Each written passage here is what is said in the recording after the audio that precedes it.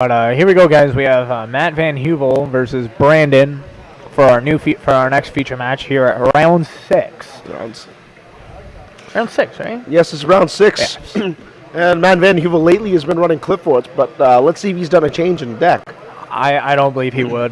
He's talked highly of Clipforts. I believe he will stick with that deck. And he's also mentioned how relatively easy, at least to him, how the deck is, how he can run the deck, and how easy it is to run it. He's told me he's told people himself that he believes that the deck only actually loses to himself. So believing that the games are all in his hands. So let's see if it's in his hands this time around. Undergraduate of the University of Waterloo, Matt Van Heuvel, Canada's Hey players, welcome. It's going to go off against the relatively unknown Brandon M. We apologize for the repair. I know I told you it wouldn't happen again. In the meantime, you have 40 minutes. You may begin. And the round is underway, and here we are. We're going to start round 6 of 7 here at the Yu-Gi-Oh! Open Cash Championships here in Mississauga, Ontario at the MVP Lounge. And here we go. We're going to start it off. Looks like Brandon will start this one off. I can't tell. I see a trap stun, and that's the only thing I saw. Oh, he's running Evilswarm. Oh, my gosh. Oh, my. This is amazing. So a caster into Heliotrope. He is playing Evilswarms. So amazing. And I think I saw an XYZ Reborn in that hand as well. Oh, my. Oh, man. He's going to detach the Castor, and he's going to search himself Infestation Pandemic. He might even, yeah. Oh, infection. He's getting that searcher. He's getting the infection. I love that card. I used to be quite the Evilswarm player myself back when it was more of a relevant deck, and that card was amazing. So how is it that we're going to see now that Matt Van Heuvel has to deal with this deck? Because with Evilswarm on set 4. Because if he is playing Clipforts, he's not going to be able to pendulum some of those monsters. So indeed, he does. So Matt Van Heuvel is playing Clipforts, and he's going to open up with the Clipfort Scout. Yeah. This just looks like a very standard Evilswarm deck. Except now, funny thing that a lot of people actually don't know, reinforcement in the army at 3 actually does benefit Evilswarms because that Castor is a level 4 warrior. It is, and then being able to search it out and just provide so much speed to the deck to be able to get that Ophion real quickly. It just adds a lot to the deck because, of course, you can Rhoda and then you can Infestation back that Castor for the Kirkion. It almost makes it seem like you're playing like three more monsters. Pardon me. So there's the disc, and it's going to be equipped with the Sacrifice. And Matt Van Heuvel's going to set all 4 cards. He's going to fight back row with back row. That disc can't be destroyed as a result of battle, though, so that's a big deal to Matt. Because Absolutely. that monster won't go anywhere. He might take a couple life points, but that's okay. Because that monster won't go anywhere, and then he always has a tribute for the next turn after he draws it. So here we are. So Brandon here is just going to figure out now. I got to deal with 4 back row against a Clifford deck. What am I going to do? I think Matt's having a bit of a laugh that he's actually playing against an Evilswarm player. Yeah, this is not something we expected to see here today. Not at all. Still a very potent helmet deck, though, Evilswarms is. So a 2550 is going to come swinging down on the 2100 of the Clifford. It's only a mere 350 damage, is it? Oh, wow, he's going to activate Skill Drain. Oh, that's big. Oh, no. So Matt Van Heuvel still main decks the Skill Drain. Oh, but there's a trap stun right there, so at least for the time being, Ophion will not be destroyed as a result of battle. That's amazing. His disc will not get the attack, will not have his effect negated and have the attack game. Matt now pays 1,000 life points to take 450 more for nothing, but later on that skill drain may come into effect. Now for our Brandon at this point, I would activate that Ophion's effect to search himself another card. Wow. Because you're absolutely right. That Ophion will no longer do anything if that skill drain stays up on the field, so you might as well try and get the plus off of him. Unless there's an alternative plan that Brandon might have, but let's see. So he chains the trap stun, Matt has no response. It looks like Brandon's going to see if he has a response. Well, he does have that infection down. We did not see what Brandon drew, but Matt would definitely be smart enough to know that infection is a cost to send the monster from face up on the field or in your hand to the deck, and would then chain MST. So it's interesting to see how this would be played out.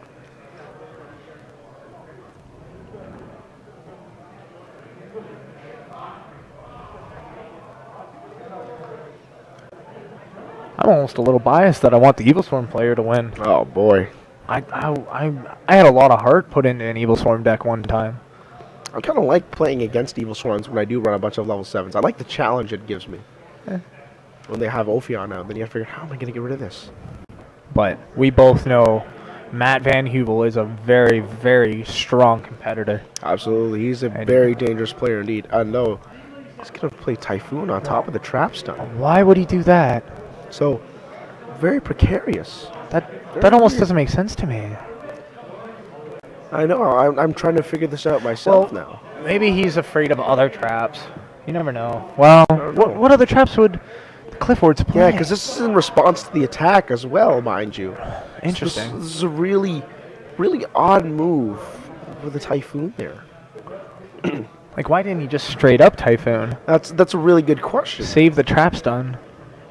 And not to mention, now he blows the Typhoon, and now the Scout is coming in, is just being able to be used again and again. I think that might have maybe just been a couple of jitters. You never know. It could have been just a misplay that Brandon didn't feel like didn't want to do, but believed he need to get rid of that skill drain permanently. Yeah. It's he chained on top of it too. He didn't even let it resolve and then go for a Typhoon after too. So very odd indeed that he chose to do that. But let's. So it looks like now, since Matt is adding that sacrifice, he might have a tribute summon monster in his hand. He could very well. Let's see if he's getting Is sacrificed. he playing the stealths? So he's playing it again. And now he's playing Carrier. Oh, he is just making a bigger monster than Ophion. That's what he's done. Because Carrier gives 300 attack to his Clifford monsters. It does. So he's got a 900 boost on top of that 18, making it 27. And just 150 over that Ophion to be able to beat it over. And Brandon looks like he's going to let it go, and reluctantly so. And there's a $150 out the door. You almost made it sound like a lot. Hey, that's a nice coffee. Yeah, I almost highly believe that Brandon should have just left the trap stun to stop the skill drain and then save the MST. Because yeah, you have to show. Okay, see, Matt's got the response. Yeah, so he's got to go back and it's got to go back Matt to the deck. doesn't have the response to it. He knows it. Well, now is the time to respond to it. He has to put it back in the deck first. So and Brandon's there it is right there. Matt Van Hubel, and he just scoops it up right away. He just doesn't want to do anything with it. I don't think there would be a lot Brandon could actually do after that, even if he got a Kirkion. No, because he didn't have anything for Bahamut. Nightmare doesn't do anything. No, he could have Axitoned. But well, he wasn't gonna let him have it because he did Dust Tornado. Yes. So he wasn't gonna have it, and then Matt could just simply search out a Carrier or Helix, tribute up the disc, get 2 cards, and then Pendulum Summon. This I actually find interesting. Brandon is actually extra decking Satellar Knight Delteros and Satellar Knight Constellar Diamond. That's a very interesting call, and I like that call because, as everyone knows, Satellar Knight Delteros is actually a generic rank 4. It is indeed, actually. So anything can get into it. So and turn the tables by going to lights. Yeah, and as an Evilswarm player, it is not actually that hard to put 4 level 4 monsters on the board. It's actually effectively easier in a sense to do that than a Satellar player would, because 2 of the summons are generally normal for a Evilswarm player. Actually, all of them are, because Kirkion adds, bringing out, say, another Castor then normals for another normal summon, and that's your Delteros. Same Kirkion. It's just only the one card is just a Mandragora, and that's the only card that he's going to special summon. Absolutely. So that's it. You just go or Rescue Rabbit, but that's kind of that'd be a really good thing for somebody to have a maxi when that guy has one rabbit. That'd be a really huge stretch right there, definitely. So what's gonna be side here? Brandon looks like he will definitely side the 2 Spell Shouting Arrow, 2 Twister. He has 1 Mask of Restrict. I like that because If he does put a key beetle on board, he can lock that up. Which would be absolutely devastating. He's got and Matt has to would have to, and Matt doesn't have any stealth, so he's not able to bounce the card either. This is interesting. I'm surprised at how many Clipboard players do not have a stealth or play it. Maybe it's just not there. Maybe people aren't getting it in their packs and aren't trading it. That might be the case. And it's like, well, if Matt is able to win this, then I might have to ask him afterwards. So what does Matt have, do you believe, for this side deck? Well, Matt has 3 Monarch Stormforth he could use. Also running 2 Tenacity of the Monarchs. Dust Tornado probably come in, and so would Bottomless. He also has triple Shadow Mirror, but he may or may not be relevant. Solemn Warning. So he has a bunch of cards that he can use, a bunch of standard cards. Nothing too big. It is kind of interesting to see, though, but he is up 1 game, so we will see what Brandon will do here. Looks like he does not have a first turn Ophion. It looks like that is a Thunderbird, and I am correct. That is a Thunderbird. Thunderbird's at 3. And that'll be that. Now, the big question is, did Matt open the Scout or the Summoner's Art? Little crack in the neck there, and figured out what I'm going to do here.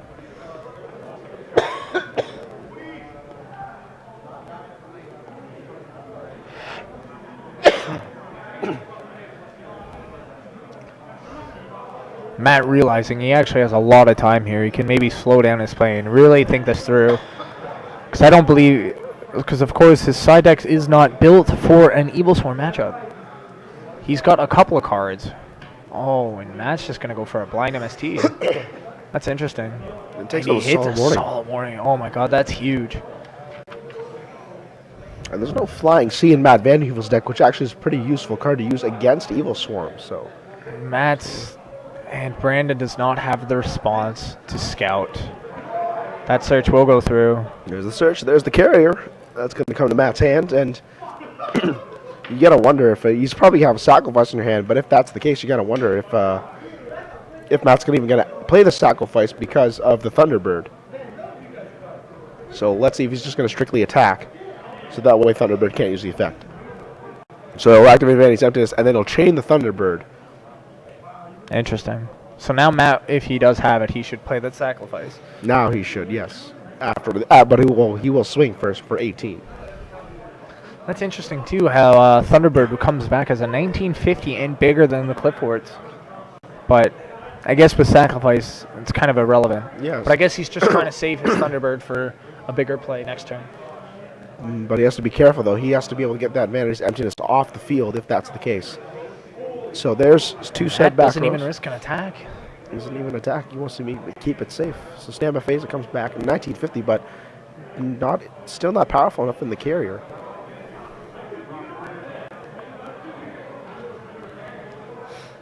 And Brandon just can't. He can't special summon right now because he's got his own Vanities locking up the field.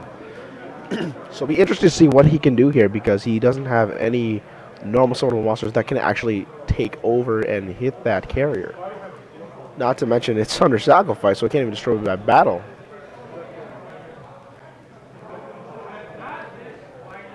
I think a big help here to Brandon maybe would be a Snatch Steal, but I don't even think he played it. No, he does main deck a Snatch Steal, but I don't think the chances of him actually having it because I'm pretty sure there's 2 monsters in his hand. Oh, and he's just letting the Thunderbird die to get rid of the Vanities. Oh, that's a big hit. You gotta wonder. He might have a Kirkion on his hand if that's the case.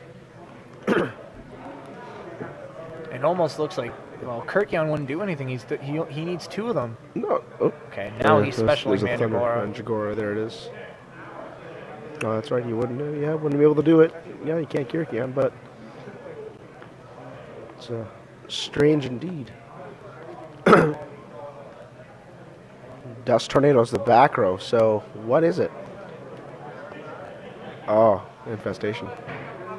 You know when someone's Kirkion. Goes to Evilswarm, Exciton Knight. Exciton Knight. That's actually kind of a big hit. So, yeah, because considering he can blow up the entire field, even though Matt will be left with a sacrifice, but Oh, wow. Oh, no. Oh, my gosh. He has And Matt has the counter again, and this is going to leave Brandon in a precarious... And he's just going to scoop it He's up. He just just doesn't gonna want it anymore. Wow, 2 future matches that just fly by.